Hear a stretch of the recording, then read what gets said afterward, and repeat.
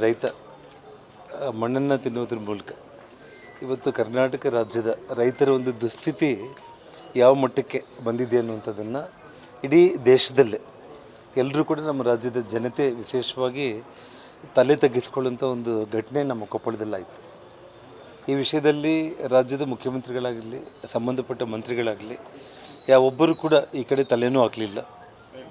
ಕೊಪ್ಪಳಕ್ಕೆ ಬಂದು ರೈತನ ಸ್ಥಿತಿಗತಿಗಳನ್ನು ಅವರ ಆರೋಗ್ಯ ಸ್ಥಿತಿಯನ್ನು ನೋಡೋದಾಗಲಿ ಅಥವಾ ಈ ಭಾಗದ ರೈತರಿಗೆ ಒಂದು ಭರವಸೆ ಕೊಡೋದಾಗಲಿ ಎರಡೂ ಕೂಡ ಅವ್ರು ಮಾಡಲಿಲ್ಲ.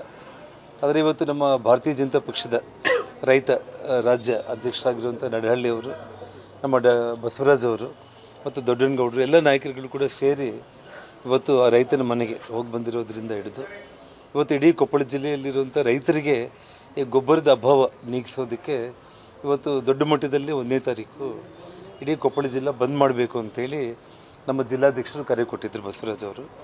ಆದರೆ ಇವತ್ತು ನಾವೆಲ್ಲರೂ ಕೂಡ ನಾನಿವತ್ತು ವಿಶೇಷವಾಗಿ ಗಂಗಾವತಿಯಲ್ಲಿ ಇವತ್ತು ನಾವು ಬಂದು ಆಚರಣೆ ಬದಲು ಹೋರಾಟವನ್ನು ಭಾಳ ದೊಡ್ಡ ಪ್ರಮಾಣದಲ್ಲಿ ಇವತ್ತು ಗಂಗಾವತಿಯಲ್ಲಿ ಈ ಸುಮಾರು ಹಳ್ಳಿಗಳಿಂದ ರೈತರೆಲ್ಲ ಕೂಡ ಬಂದು ಪಕ್ಷಾತೀತವಾಗಿ ಭಾಗವಹಿಸಿ ಒಂದು ದೊಡ್ಡ ಮಟ್ಟದಲ್ಲಿ ಇವತ್ತು ನಾವು ಹೋರಾಟ ಮಾಡಿದ್ದು.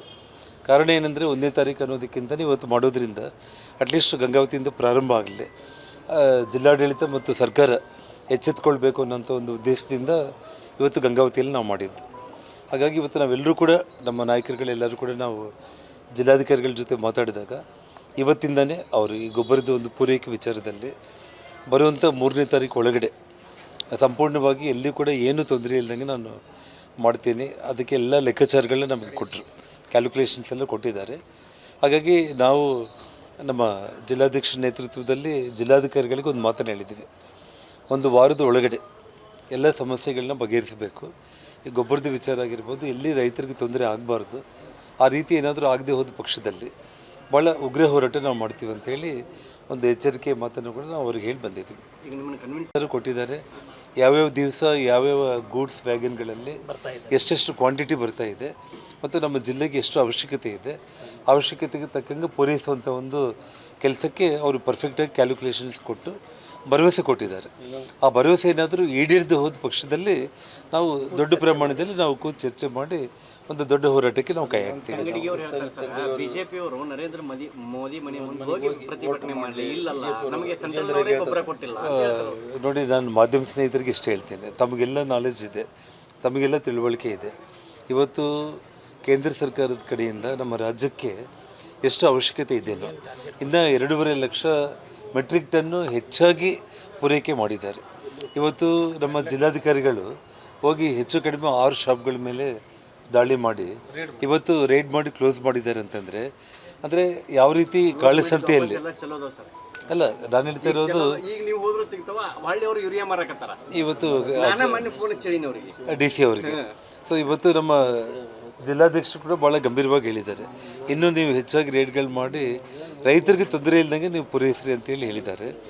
ಸೊ ಹಾಗಾಗಿ ತಂಗಡಿಗೆಯವರು ಇವತ್ತು ಶಿವರಾಜ್ ತಂಗಡಿಗೆ ಮಾತಾಡ್ತಾರೆ ಅಂತಂದರೆ ರಾಜಕೀಯ ಒಂದು ಏನೋ ಮಾತಾಡಬೇಕೆಂದ್ರೆ ಮಾತಾಡೋದಲ್ಲ, ಕಂಪ್ಲೀಟು ಅವರ ಸರ್ಕಾರದ ಗೌರವನೇ, ಕರ್ನಾಟಕದ ಗೌರವ, ಕೊಪ್ಪಳ ಜಿಲ್ಲಾ ಉಸ್ತುವಾರಿ ಮಂತ್ರಿಯಾಗಿ ಇಲ್ಲೊಬ್ಬ ರೈತ ಮಣ್ಣನ್ನು ತಿಂದಿದ್ದಾನೆ ಅಂತಂದರೆ ಇವತ್ತು ಶಿವರಾಜ್ ತಂಗಡಿಗೆ ತಕ್ಷಣ ತಲೆ ತಗ್ಗಿಸ್ಕೊಂಡು ರಾಜೀನಾಮೆ ಕೊಟ್ಟು ಇವತ್ತು ಆ ರೈತನ ಮನೆಗೆ ಹೋಗಿ ಕ್ಷಮೆ ಕೇಳಬೇಕಾಗಿತ್ತು. ಅದು ಬಿಟ್ಟು ಮೋದಿ ಮನೆ ಮುಂದೆ ಕೊಡ್ರಿ ಇಂಥ ರಾಜಕೀಯ ಮಾತುಗಳು ಮಾತಾಡೋದು ಬೇಡ. ಇಲ್ಲಿ ರಾಜಕೀಯ ಮಾಡೋದಕ್ಕೆ ನಾವು ಪ್ರಯತ್ನ ಮಾಡೋದೇ ಬೇಡ. ರೈತರ ವಿಚಾರ ಇದು ಗಂಭೀರವಾಗಿ ತಗೊಂಡು ಅವರ ಪ್ರಾಣ ರಕ್ಷಣೆಗೆ, ಅವರ ಗೌರವಕ್ಕೆ ಧಕ್ಕೆ ಬಂದಿದ್ದಂಗೆ ರೈತರಿಗೆ ನಾವು ಎಲ್ಲರೂ ಕೂಡ ಪಕ್ಷಾತೀತವಾಗಿ ನಿಂತ್ಕೊಳ್ಳೋ ಪ್ರಯತ್ನ ಮಾಡಬೇಕಾಗಲಿ. ಇದರಲ್ಲಿ ರಾಜಕೀಯ ಮಾಡಿ ಮೋದಿ ಮನೆ ಮುಂದೆ ಕೊಡ್ರಿ ಅನ್ನೋದಲ್ಲ.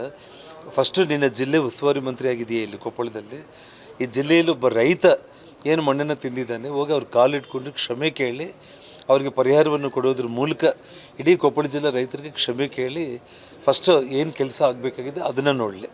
ಇವತ್ತು ನಮ್ಮ ಹತ್ರ ಎಲ್ಲ ಕ್ಯಾಲ್ಕುಲೇಷನ್ ಇದೆ, ಬೇಕಾಗಿರೋದಕ್ಕಿಂತ 2.5 ಲಕ್ಷ ಮೆಟ್ರಿಕ್ ಟನ್ ಜಾಸ್ತಿ ಕೊಟ್ಟಾಗ ಇವತ್ತು ತಾವೇ ಹೇಳಿದಾಗೆ ರೇಡ್ ಮಾಡಿರೋ ಶಾಪ್ಸ್ ಆಗಲೇ ಓಪನ್ ಆಗಿದೆ ಅಂದರೆ ಏನು ಜಿಲ್ಲಾ ಉಸ್ತುವಾರಿ ಮಂತ್ರಿಗಳಾಗಿ ಅಲ್ಲ, ಉಸ್ತುವಾರಿ ಮಂತ್ರಿ ತಂಗಡಿಗೆನೇ ಇವತ್ತು ಹೇಳಿ ಮತ್ತೆ ಅದನ್ನು ಓಪನ್ ಮಾಡಿಸಿರ್ಬೇಕು.